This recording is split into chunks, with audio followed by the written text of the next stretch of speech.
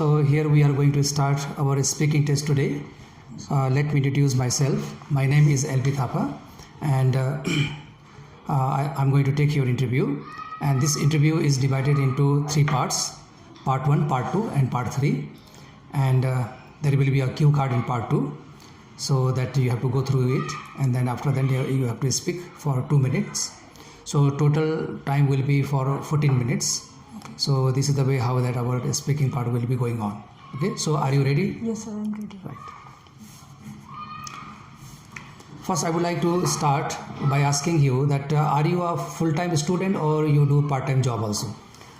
Generally, I have recently graduated from Institute of Forestry, Pokhara campus.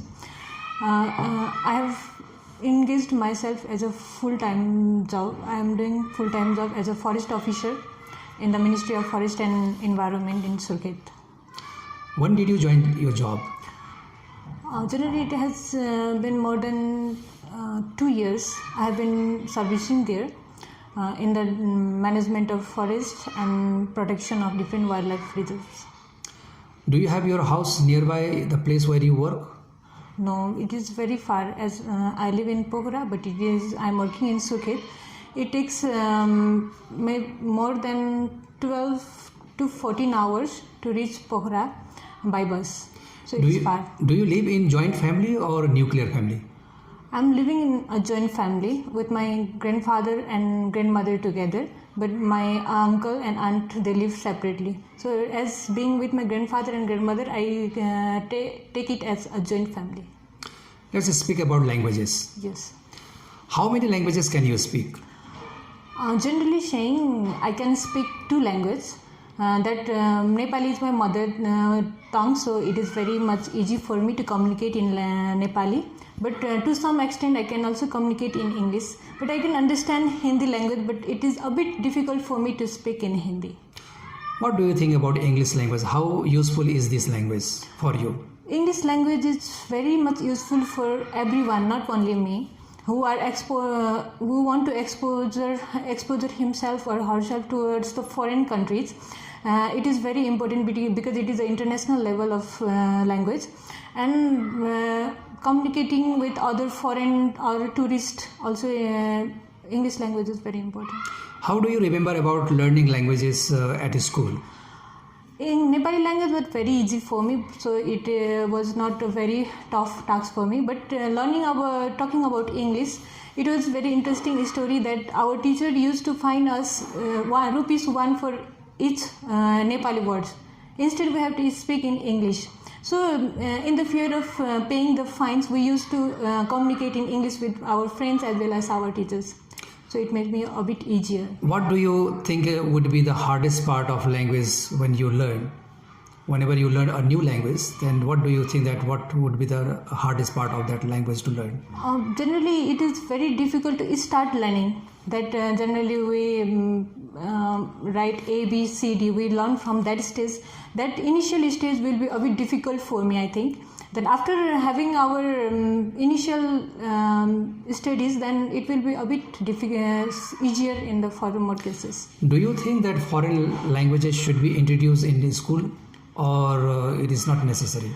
Today, in the developing countries like Nepal, all the students are not accessible to the subject that they want to study, so they have to go to the abroad study. So some of the foreign language should also be taught in the English, so that they will be more easier in the future to communicate with the people there.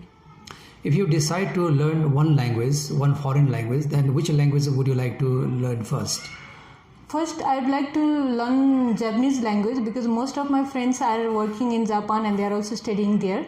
So when I travel, and it is my dream place to travel there, so I will make sure that I will learn Japanese language once in my life. Very good. Now I am going to give you a part 2 question. So you have to read this question, and after then you will have 1 minute time, and within that time you have to just manage yourself and make some points, and after then you have to speak for about 2 minutes. Okay, sir. Okay? Yes. So here you can make notes, and here is a pencil for you.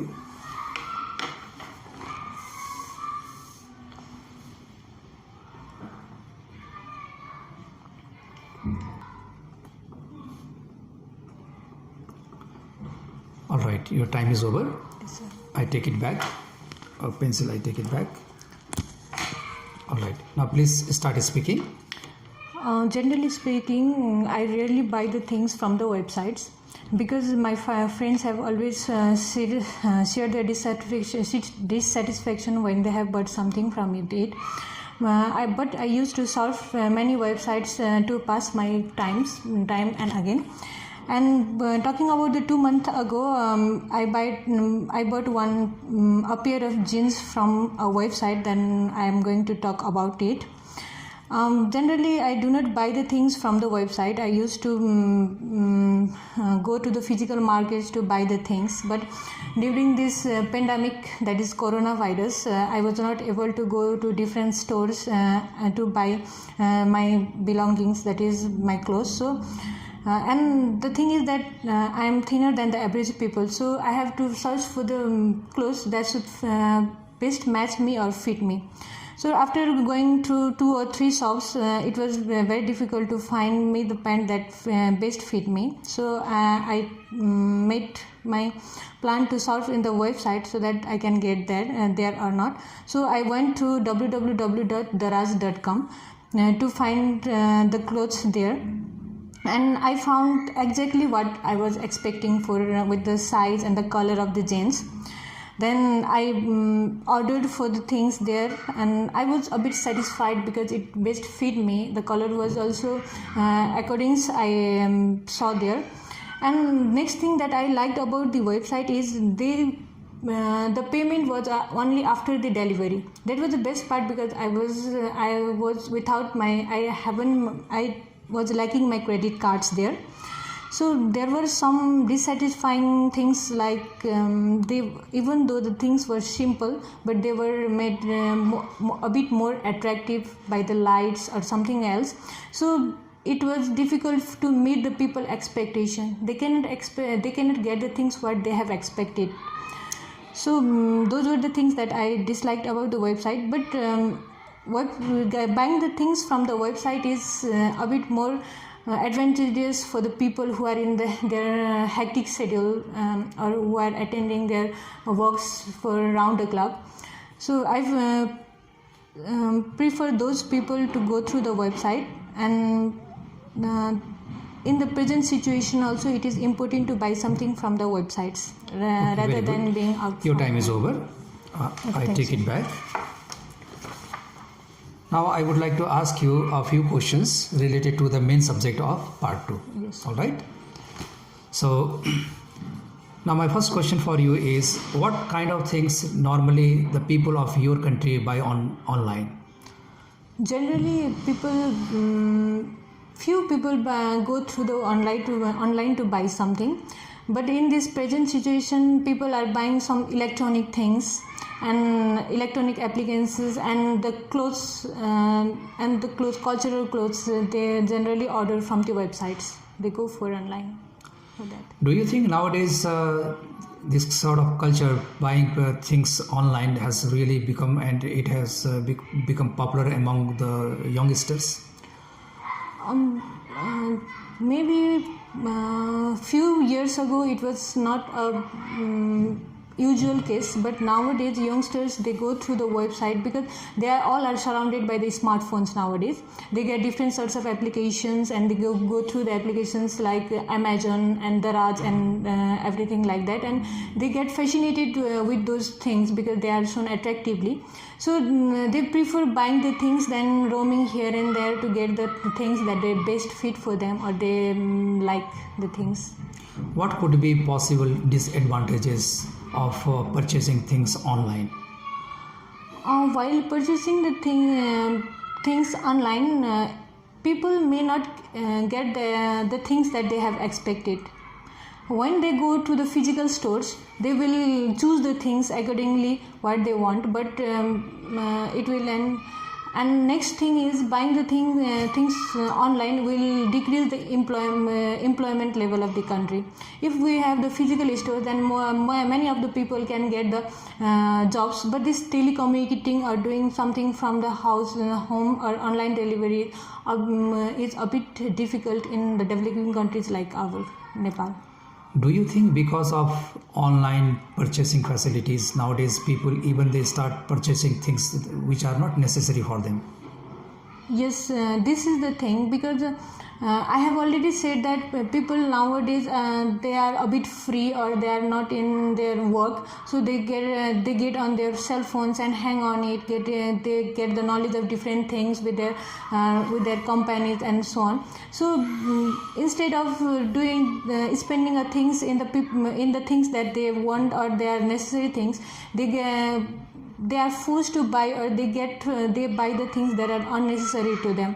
They just buy the things and keep it at home, but they do not use it more wisely. So using the money wisely is the very important things. But nowadays, due to this online shopping, people are more prevalent towards buying the things which are not much necessary for them.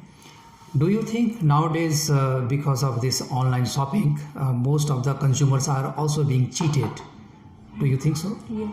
Yes, I have recently heard one news in my community. One of my friend bought shoes, a pair of shoes from Daraj shopping, but instead of the qualitative product he was expecting from the store, but they delivered the thing that is a low qualitative, and even the size of the shoes was also very different there. So in this way, consumers are a bit cheated due to online shopping. So this is the end of our speaking test. You spoke very good, and I hope that in the real examination also you will speak like this way. So you speak with confidence, and while speaking we should be very natural, and we should be more confident also. And whatever we want to express, that we should express very freely. And we should be, the most important thing is we should be very frank and very natural. And we should not try to become something else or something different, or we should not try to present ourselves differently. Just we should be natural, and we have to speak in a very natural way. So this is the perfect way. You spoke very good, and just continue speaking like this way in the real examination also. Thank you very much for attending this speaking test, and best of luck. Thank you, sir.